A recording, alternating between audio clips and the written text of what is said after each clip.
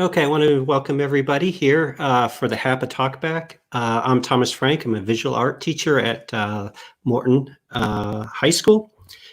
Today we're having one of the first visiting artists series talks at HAPA, and we're beginning to transition the visual arts into the HAPA program.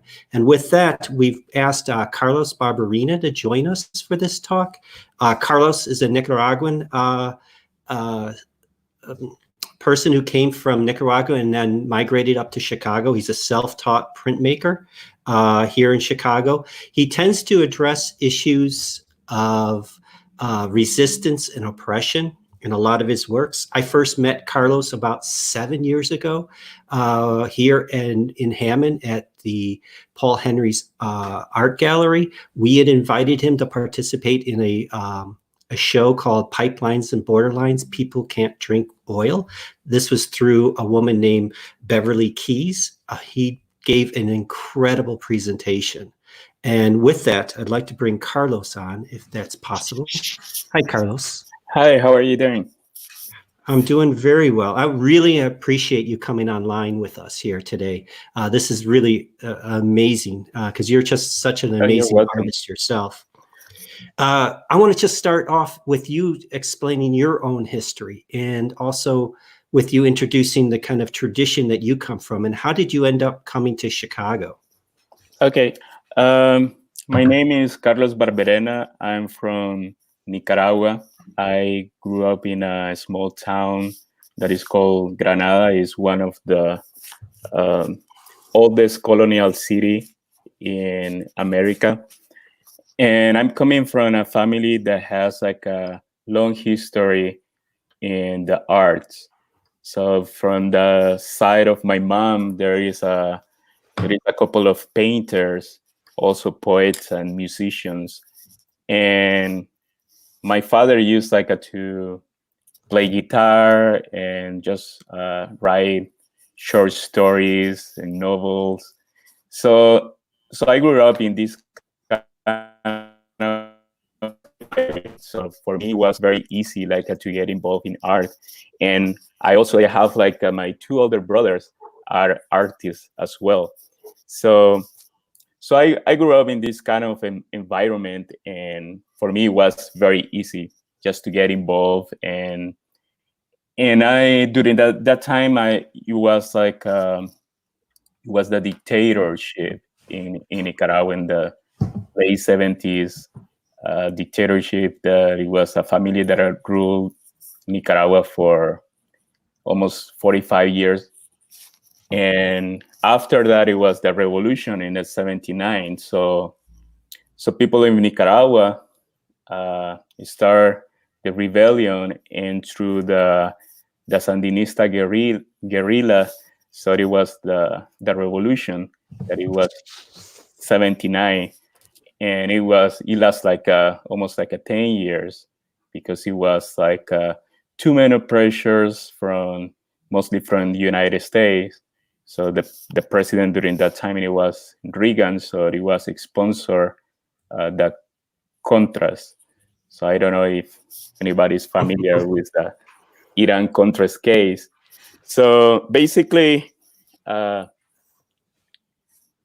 revolution came down, and we elected one of the new neoliberalism governments. So the revolution has some parts that it was very important, mostly in points healthcare, education, different programs women rights. But also with all the pressure and also the power. So the revolution went from something that it was good, something the Nicaraguans were having some hope. So it was something that it was becoming a totalitarian a government. So many people has to leave Nicaragua, including me. And I went to Costa Rica when I was 13 years old. So there it was more I was studying there, and you know, and it was one of my brothers there. So and then I get like involved in more in art, and I started my career when I was like 18 years old. So, and during many times I was like there. I was like I was undocumented for a year or so until I could get into uh, a refugee status. So it was like a kind of like a, sorry, it's my cat. It's and, cute. and it's like you know, it's a long process. It was like took a year, like just to process my refugee status, and it was an immigrant there, you know, like it was like just from kid, like seeing all the injustice that it was going on. So it was like for me, it was like a kind of the way that I could express myself, like through art, and put out like everything that I was like living. So my first like work, it was like pen and ink, and I was like drawing some like it was like a more like a nostalgic like a work. It was more like houses from Nicaragua, and also like talking about immigration too, and also like uh, kind of like finding myself, like my roots, indigenous roots, and kind of like try to understand what was going on around. So basically, like when I started doing like some like artworks, that it was like a more uh, just putting out like all the injustice, and working with different projects, like different like a farmer workers, like working on and banana plantations in Costa Rica, and coffee plantations. So it was all this during that time. It was all the problems with pesticides, nemagon, all this kind of stuff that they were prohibited in the United States, but United States like selling to those countries. So and you have a lot of like cancer cases, like deformation in children. So that was like kind of like all this kind of like involved in that. So Mhm. and I started like traveling to Nicaragua too, and I started like having shows there, and traveling back and forth between Costa Rica and Nicaragua. So and after years like working there, it was like a kind of like it was tiring, because it was like all the no opportunities in galleries like to show social work, and everybody like in Nicaragua was telling me like that means the war is not going to happen again. So that is like your artwork is too strong, like nobody wants them to buy it. And so it was like a kind of very frustrated.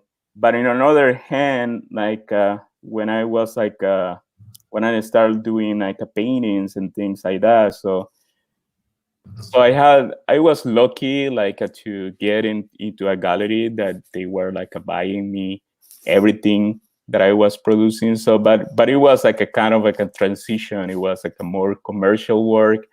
But in another hand, like I have the opportunity that to produce the money to produce like more visceral projects that I want like to exploit. So but I met my wife in Costa Rica, and we decided like to move to the States. So she came back to the States to purchase like a career to get into the university. So and we were lucky like to come to Chicago. So it was like I think 11 years ago or something like Oh, that. it's only 11. Okay. Yeah.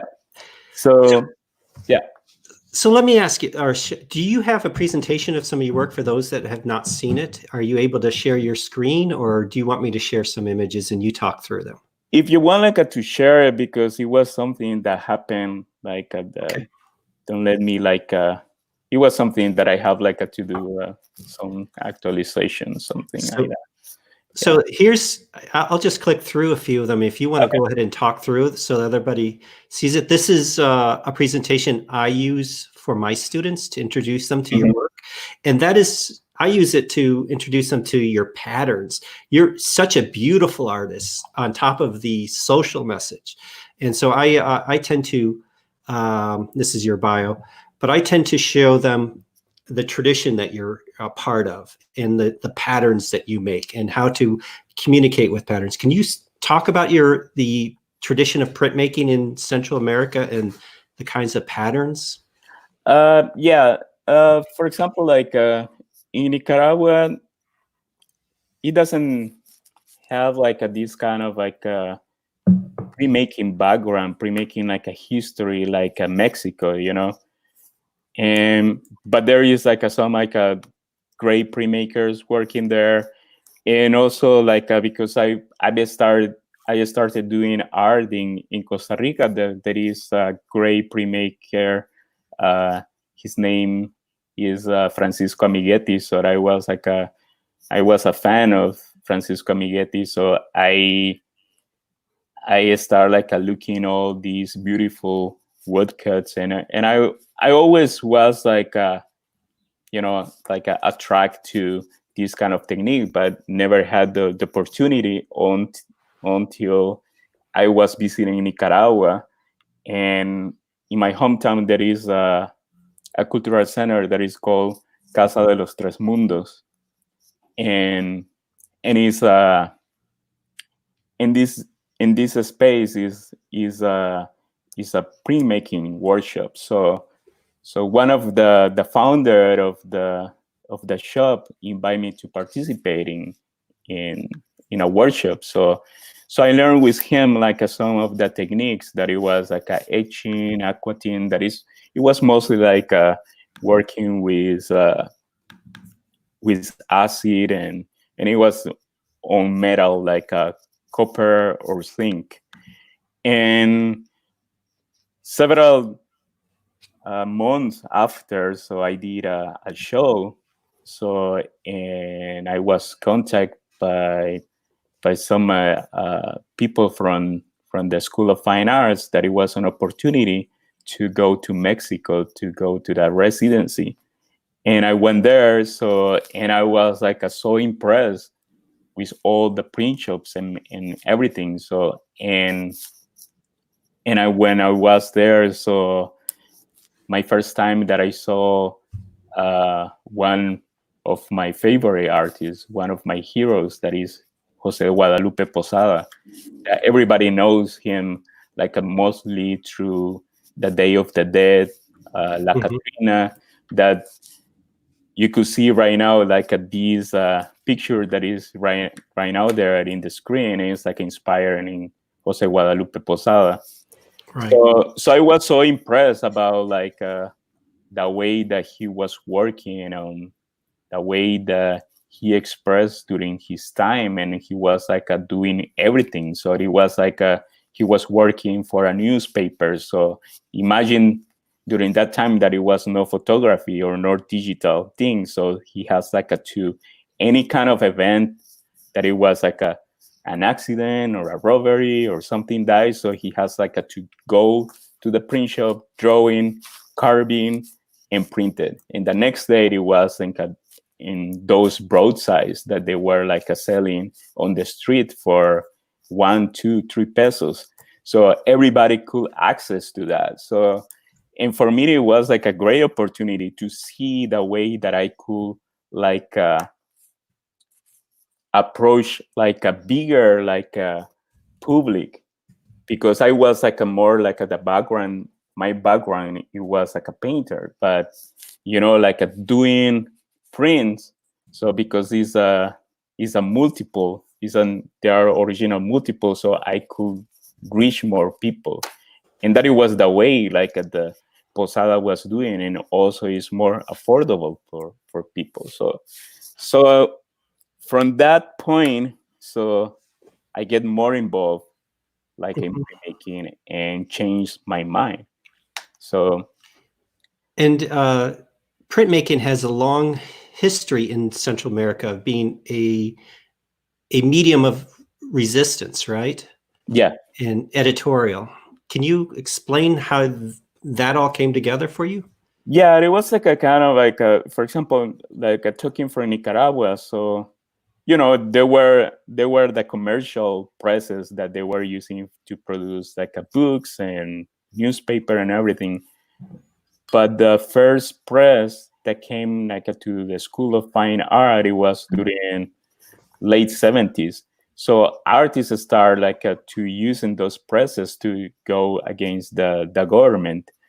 And when it was the revolution, so many artists came to Nicaragua just like to try like to help.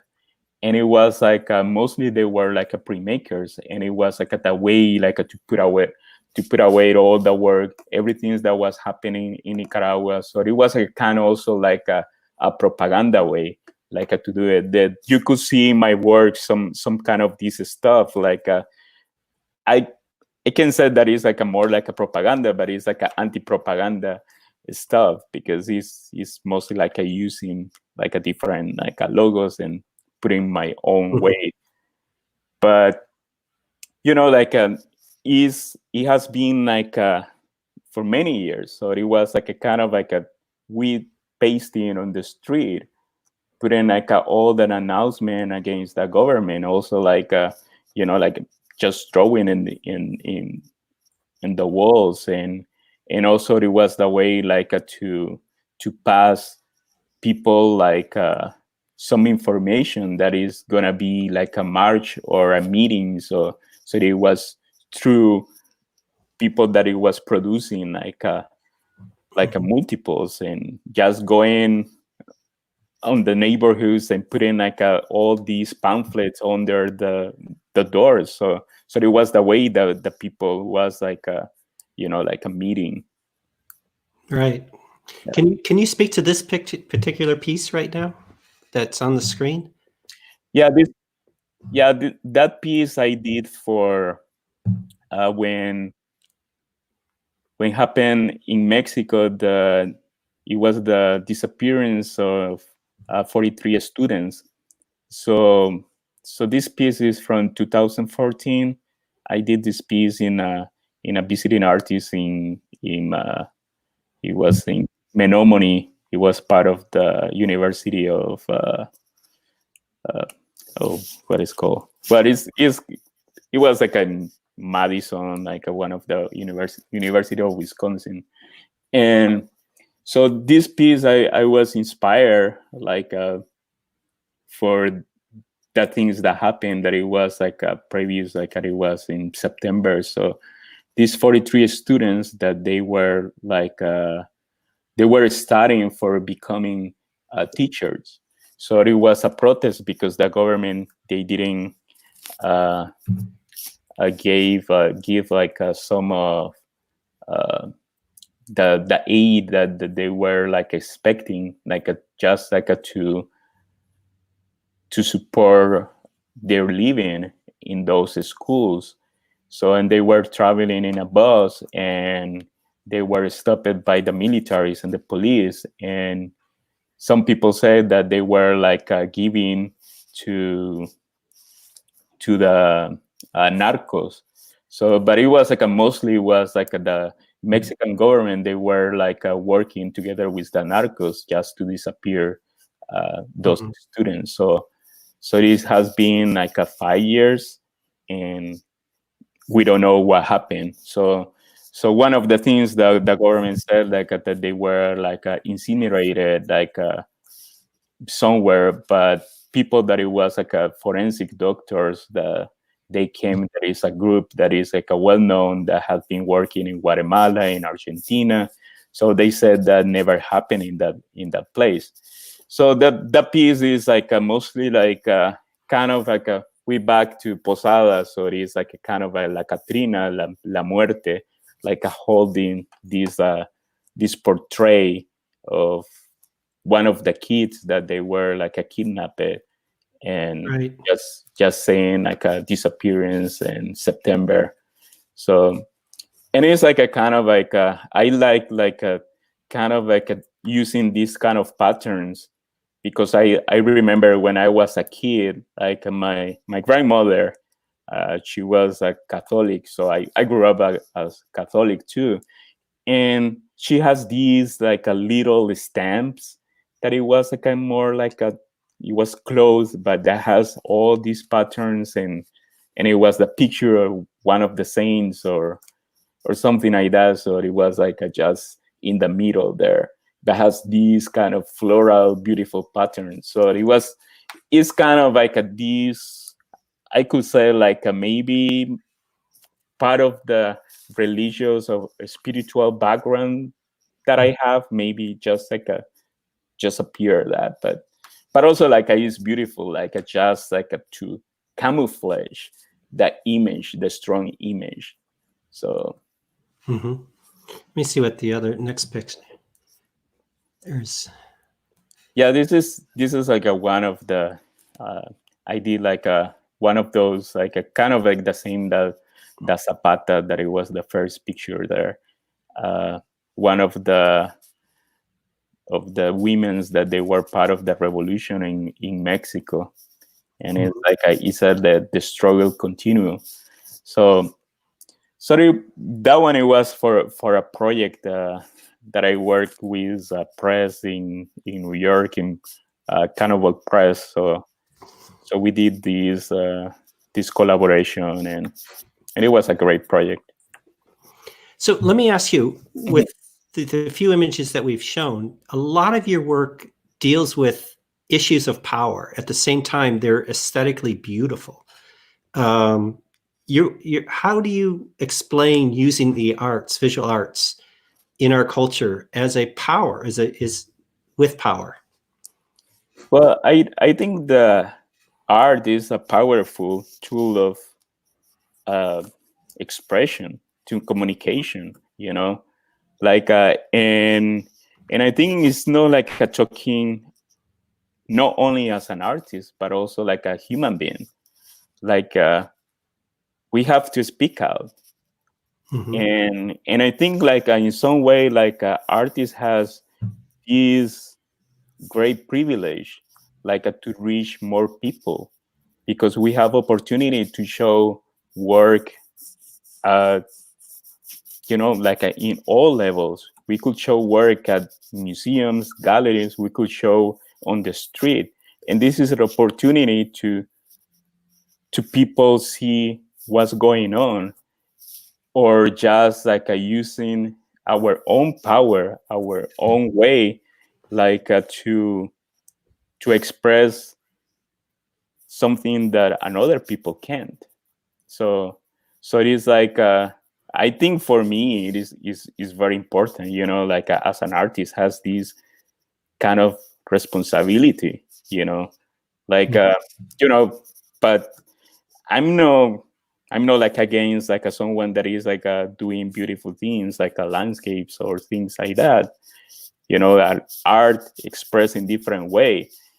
But during the time that we are living, so I kind of like I think, and I'm hoping that is more artists to speak out, to have this kind of like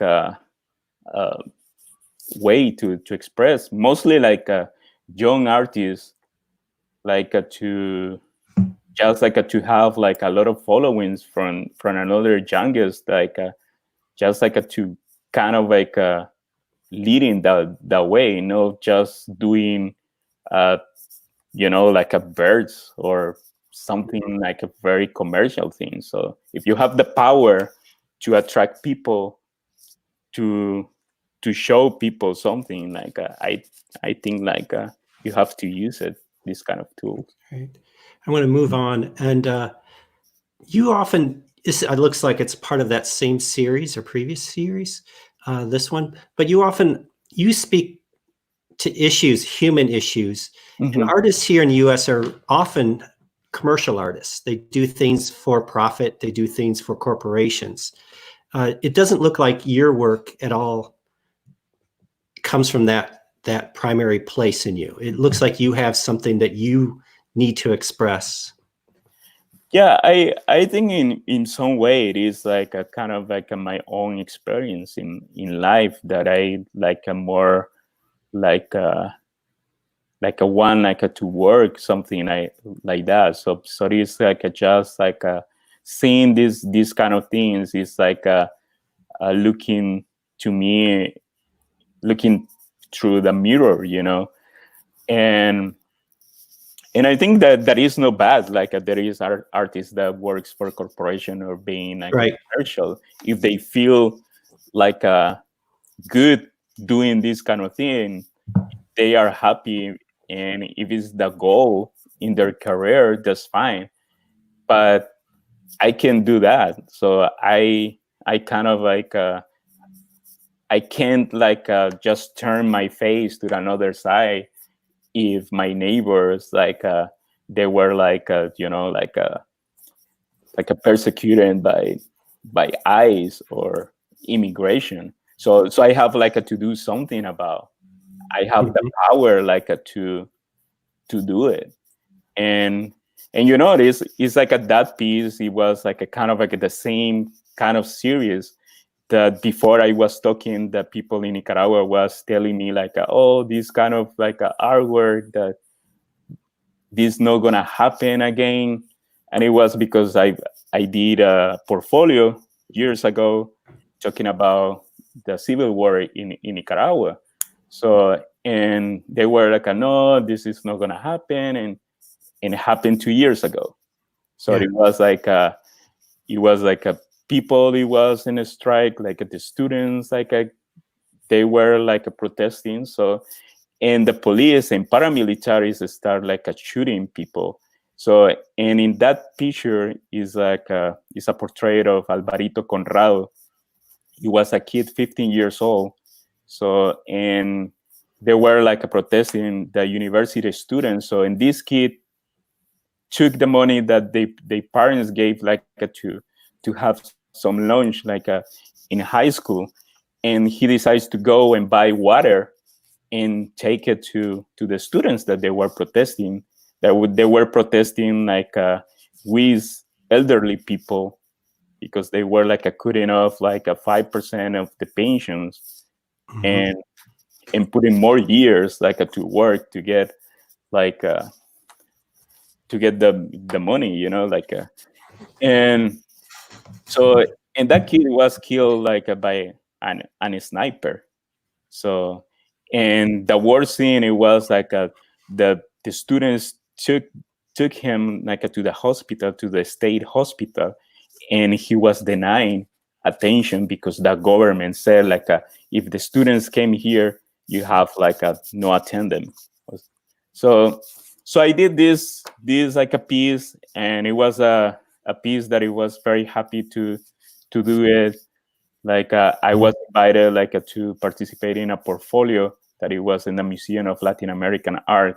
So they choose like a different like artists working in different print shops or in different like groups from United States and Latin America.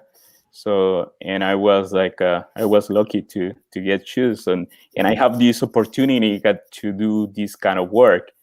And mostly I choose that piece because I know like in California, so there is more Nicaraguans, there is more people, there is more Central America, like people living there. So it was like a kind of like my way, like to, you know, to support the movement that was happening over there, and mostly the group of like mothers that they are like looking for justice, because they were, those kids, they were mostly like from like high schools and university. They weren't like any criminals. They were students, and the government just killed them. Right. a lot of our students submitted questions, and some of them had to deal with the number of awards that you've gotten. Your work is critically acclaimed, and what does that feel like for you to after all these years and the work that you've done and submitted to get that kind of acclaim? I mean, in some way, like it's kind of weird, you know, like kind of like a feeling like you get this award or something like that, you know. I think like when I'm doing my work, is not like expecting something like that people love it, or just like getting an award. Is something that is like is like any, I mean, it's like any career, you know, like that you have to dedicate with love and, you know, like in hard work. And you know, it's like probably with, I could say like with this kind of technique that I know how to do it, like I could do more commercial work and I could be more, you know, getting more awards if Right. I wanted. Right. But for me, like it's good like to have this kind of recognition, but it's not something that is like I'm not like, it's not my goal, you know. My goal is like just like to get more into more people and just like try like to put something out like that maybe could help someone like to change their life or Right. or the way to think is, Right. you know. I'm looking at this piece right now, and it reminds me of what happened up in Standing Rock and the Dakota Access with the pipeline running through the reservation. And I think we're over 10,000 people had come together, indigenous people from all over the world, to fight what they called the Black Snake. Mm-hmm. Is that what this is referring to? Yeah, is like the second portfolio that Beth like organized, and it was she tried like to do something like different, like that it was like through different articles, that it was like so every artist like choose one. So I choose like a kind of like the mostly like it was some kind of like it was some abuse against women from the workers that they were like building the pipelines over there. So it was like I was thinking like to do this kind of representation, like a women as a power, and also like just like overwhelming with all these like pipelines and the snake, but also like a very firm, you know, like that I'm here and I'm gonna fight against them. So and I think like a kind of like you know, it was like it was very good to do it. It was hard also because you don't know what was going on, and also like you could see like all the abuse like against Native American, and you could see the same way like how governments like they are still thinking as a colonizer.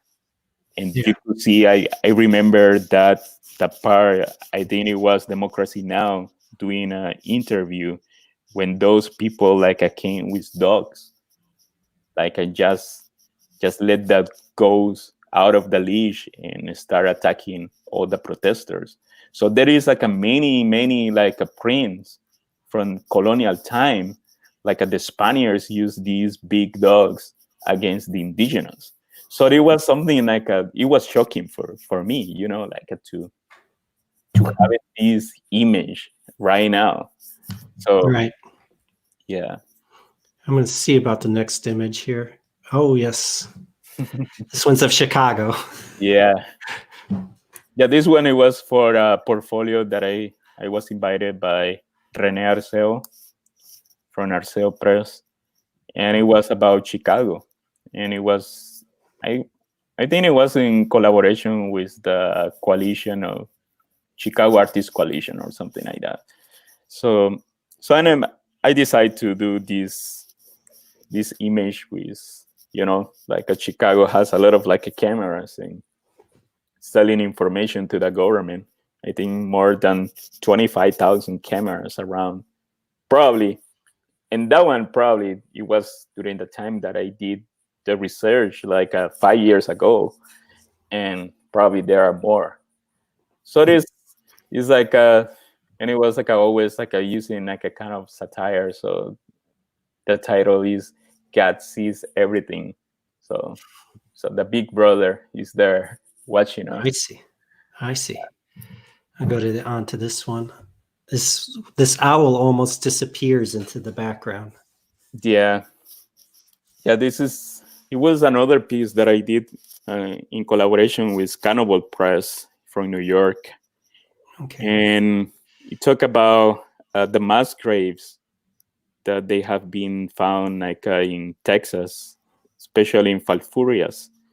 So there is like the federal government paid to different funeral homes like money to just like put in like in coffins to the immigrants that died like trying to cross the border. So, and because nobody's like claimed them, so they put in coffin and just buried them. So the federal government paid for that, but there is like several like funeral homes that they are like just doing mass graves, and I was like that picture is based in a skull that it was found in a plastic bag. So there is like a horrible things like a plastic bags, like a milk, like a containers and things like that. So, and it's not any respect like for the people, like and it was like a more like a playing also with a saying from Mexico, like when the owl cries, an Indian dies. So I changed for immigrants. So, and because like the owl, like in Latin America, in mostly indigenous, is a bad luck. So mostly in Europe is like a good luck, I think. But so I put it there like just in contrast, like. Okay. Yes. Oh, here's some comedy, some satire. Yeah. I don't know if we need to even go into explaining some of this. Yeah, this is another image that I did for a portfolio. That it was like they were raising like funds for a shelter in Mexico, in Oaxaca. So it was a shelter for immigrants that they were coming on this train that is called La Bestia, the Beast. So people from Central America just jump over the train that is like mostly like trains that they are cargo trains. So and people like get into the train and just coming close to the border. So they are crossing from Guatemala to Mexico. So and many of those people like die during this horrible trip because it's like or they were kidnapped by the narcos or by the maras or just by the police. So or people that just tired, like a fell from the train, or just like trying like to get into the train that people get into underneath. So right. So it is like it was an image like the like that is like something that is gonna happen for years, and it's not like and it's not like a kind of like the way that we saw like a couple of years ago about the caravans. Like the same Right. people that it was coming in those caravans has been coming like for years, for more than 10 years. So it was like a more like a kind of like a, the way like to represent like all the danger that the people is like a kind of like getting into to come to the United States. So it is like a kind of like a, like a, it doesn't matter. Like people is say like I'm already dead in my country, so Right. I don't have anything to lose. Yeah, I'm gonna go and see if I can. Oh, this is the one I was looking for, because in the last image, you had the golden arches in the background, and here you put it on a famous Western piece of art by Leonardo da Vinci, the Mona Lisa. Tell me about this. Well, I think like that is like one of my first pieces that I started to do some appropriation, and in that one I got a lot of fun with that one, because it was something very funny that it was something that I was like I was reading some articles, and I saw this article about the director of the Louvre talking about open a McDonald's in the museum. So and if France, like what do you need this kind of junk food there? Yeah. And the journalist asked him, and he said like, well, this is perfect. Like we have the Mona Lisa, that is an icon in art, and we have McDonald's, that is an icon in contemporary food. So, and I was like, I have to do a print about this. So, and it was like a perfect, because it was like a kind of like I got invited to in a show of Day of the Dead. So then I was trying like to think more and more. So, and I remember this postcard from Duchamp. So, and I said like, okay, I got it. So that is like has the mustache, and it was like a homage, like between, like a Da Vinci and Duchamp. It's like a after Da Vinci, after Duchamp. So, Sure. but also it's like the representation of like what is like a McDonald's, what is, like you could see in different of my image, I have the arch there, and it's like it's part of our contemporary landscape. Mm-hmm. And also like in Latin America represent like what is the capitalism, what is the globalization. Right. So you come from Central America, and you talk a lot about the oppression that you come from, and it really reflects in your work that you confront that. How would you recommend young artists from our region? We also have somewhat of an economically disparaged community here. We have heavy industry and various other things that we're dealing with. How would you recommend they get involved with the arts, and how to find the pathway for themselves to use their art to make a life and survive? Well, first of all, don't listen nobody. Say that again. First of all, don't listen nobody. Oh, okay, good. Well, I'm telling this because there is a lot of people telling you like if you become an artist, you are gonna die.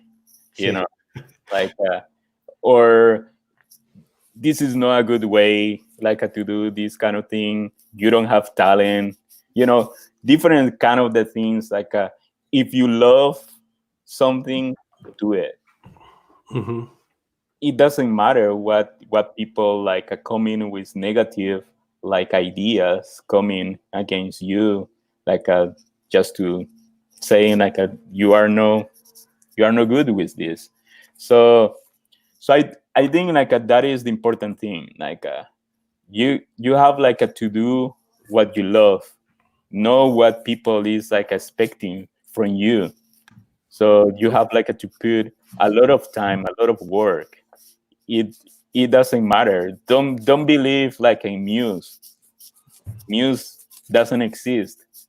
Maybe the muse you could find you when you are working there, but it's like a just hard work and just like a try to know you yourself, like just like get involved in your community, get to know you, get to know the people that is around you. Oh, All right. my God, again.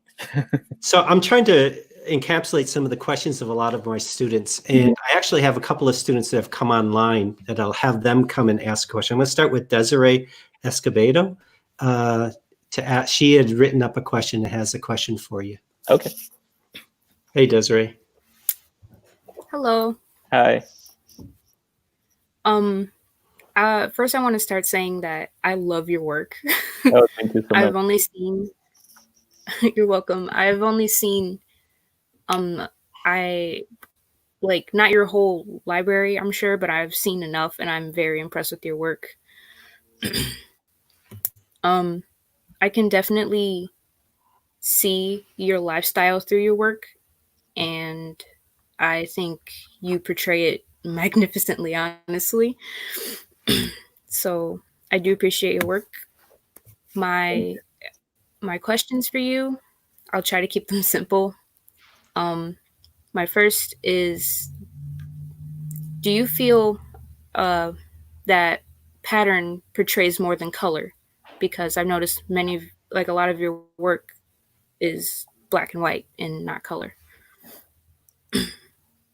Well, one of the things I love black and white, and I think like I don't need color like to portray what I want like to say, and also like the way that I'm trying like to keep out like to do more stuff like is more easy for me like just like to create black and white and make this kind of illusion of a gray.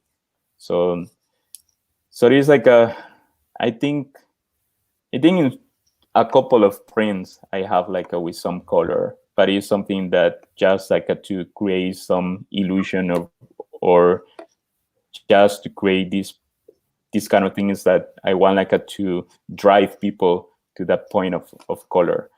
But I think like I mean, like when I started like doing art, like it was like a pen and ink. I love it, and it was like mostly the way to survive. So I become a painter. So I put some colors, some bright colors, and so my work started to selling with color when I was like a painter. But after a while, like I came back like just like to earth colors, and more like what I was like. I'm brown. This is my people, and this so become this kind of thing. So, and after like from different reasons, so I decided like just like to do some prints like a black and white. So.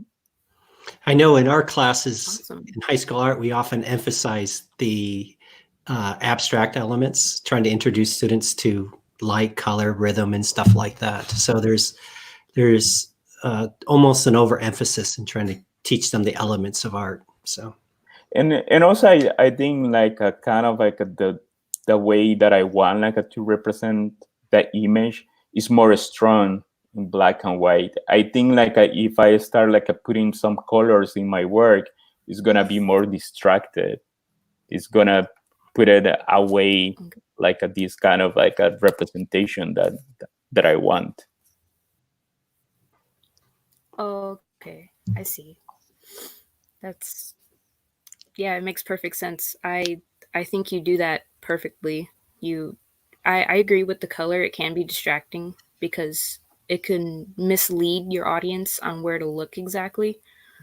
So I do agree on that. That's awesome. Yeah, and this is like just like the way that I'm thinking, because there is like like an artist like using colors that they are very strong, like and they are like doing the same thing, but it's like a more my way, like the way that I'm thinking.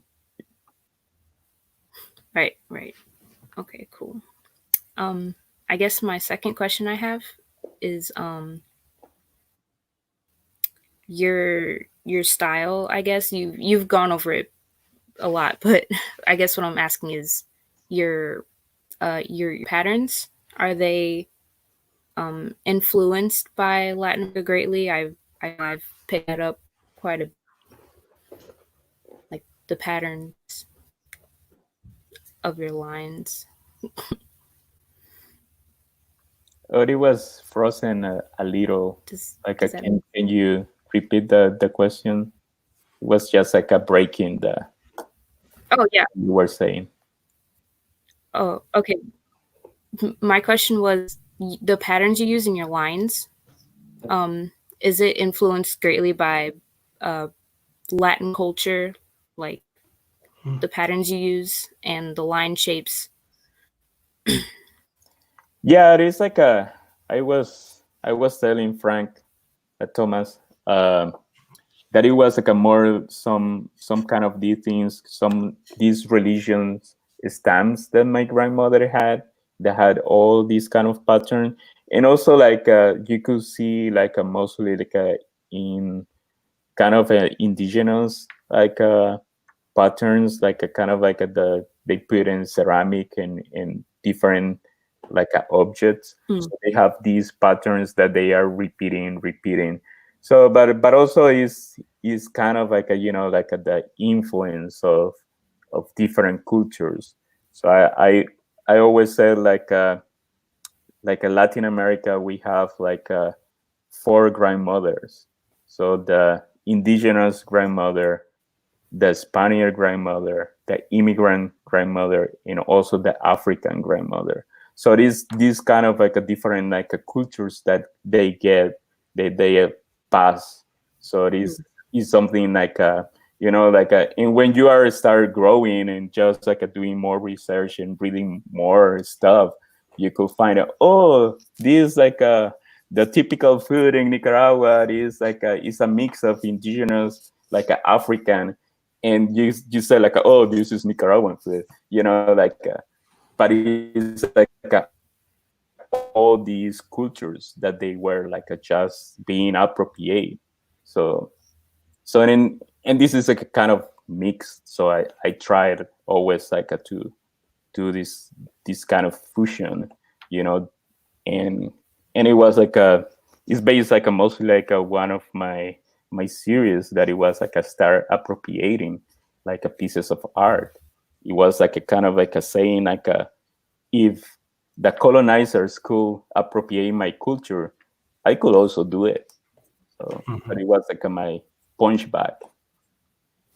I want to thank Desiree. Thank you for those questions. I have I think Jordan online next to ask a question. Jordan Brown. Hi, Jordan. Hello. Hi, Jordan. Just to say first that I really do admire your work. I have family in Chicago, so more so I get to see it more often when me and my aunt go to go see stuff. And I honestly say it's honestly breathtaking the first time I saw it. I remember walking around and people had cards and stuff with your art on it. And I guess my question will have to be if there was any people that you go walking in natural daytime, you just they just see you and they're like, oh, that's him. That's really does that work that I love so much. Well, I'm kind of very antisocial. I don't put too much pictures of me or something like that. Always I'm behind the scenes. I know just showing them. Some people recognize me but mostly it's people that I know or I met during an exhibition and things like that. But mostly I'm not kind of this kind of a star. Yeah, but it's a kind of I'm very thankful for people that follow my work, and all the people that is like just like sending me a message like oh, this is great, or sharing my work. This is more important for me than people like just recognize me on the streets, like but I love all the support of people in mostly like like people in Chicago, that they have been supporting my work from different ways, like like buying a t-shirt, buying a print, like taking a workshop with me, things like that help like artists like just to survive, like just to get into like in just producing more and more work. Yes, because I know like your art has really inspired me with the whole kind of macabre way it looks at certain times, and especially with the whole monochrome way you do a lot of your prints. It's really inspired me to even try to replicate with different types of mediums like watercolor and such. Yeah. Nice. Yeah. Thank you, Jordan. I think we have one more student. Daniel, is Daniel online? Hi. Yeah, Daniel hi. is actually down in Mexico right now. He's one of our students. Yeah.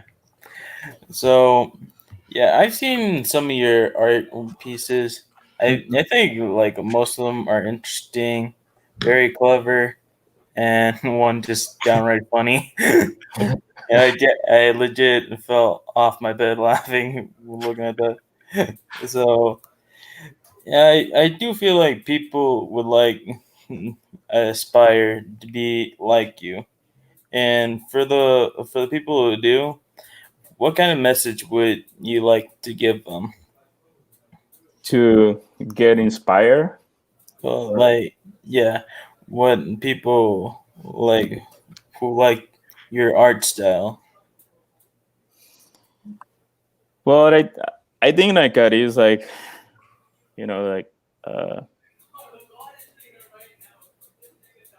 I think like one of the things that I'm trying like to do with my work is like try like to have a conversation with the other person in the other side. So every time that people like see my work, I want like to put something to make people to think, just to get out of their comfort zone. And I think that is very important. Like I don't want like just to reproduce some image. We have nature already, so that is gonna be way more perfect than anything that human being could create. So I think that is the way like that you could, if you are like just following a career. So as an artist, I think the most important thing is like a belief in yourself. And there is gonna be like some days that you are not like a kind of like no, this is not gonna work. I had like just a couple of days ago, like I was like a kind of like so frustrated with something that I was trying to do. But after a couple of days, like I said, like oh, I could just like turning in another way and just working. But I think the most important thing is like how you feel yourself, and what is like the message that you want like to share, and also like do like a lot of research, do a lot of things. First of all, like you could see one of the pieces, like I'm talking more about my work, like that is like a funny, a little satire. But after that sweet part that I giving you, when you are getting more close, you are getting like the bitter side. You are getting like just these kind of things that people don't feel like very comfortable. So it is, I think like is the way like to create a conversation, just a way like that you could contemplate any piece of art, like go to the museums, to gallery, see different work, and just study. Every time that you are like visiting and seeing a piece of work, you are gonna find different things. So, and make you like feel better. So I think like art is very important, mostly during this kind of time. Like that is something that you return like to as a human being. You know, like just like admiring the art or creating the art is something very like magical. You know. So, Carlos, we're actually running overtime. Thank you, Daniel. You're welcome. I do have one more student. If we can get him in there. This is Felipe Contreras. Get a quick question in, and then we'll wrap it up. Okay. Hi. My question is, growing up in Nicaragua, were there any artists that you think greatly influenced your creations or that you idolized? Yeah, there is like many artists like that I admire like a lot. Mostly like artists that they were like doing like a work that it was like that it was a reflection about the time that they were living. There is a group that is called like the Praxis group. So, and they were like more like just breaking this very traditional work, and also like putting out all the injustice that they were happening in Nicaragua. It was something like a kind of like a just cut out from the commercial work and just create something that it was like very powerful. So I could say like it is like an artist that is the most famous artist in Nicaragua, Armando Morales, but only like a kind of the early years that he was like doing some kind of like abstraction. So many, it was kind of more like a minimal art, like a kind of like a very simple, and but he was like doing a great representation. So and also there is more and more artists there that they were like working more strong against, you know, the political, against the power. And I think in some way, like growing as a kid and seeing all these murals and all those paintings, like I got a lot of influence in my career. Also, like I'm a big fan of my two brothers that are also like they are doing like this kind of like art with conscience, you know. Thank you, Felipe. So with that, I want to just kind of wrap up. Thank you, Carlos. This was fabulous. You're welcome. It's my pleasure. This was our first visiting artist talk at HAPA program, and it's just wonderful. Really appreciate you coming here with us. I also want to thank Ms. Brashard for setting this up with the HAPA Back Talk, Mr. Sawinski, Ms. Kajawa, and Ms. Lazarin, and everybody that's been involved in setting this up for the students here at the HAPA program. Thank you so much. You're welcome.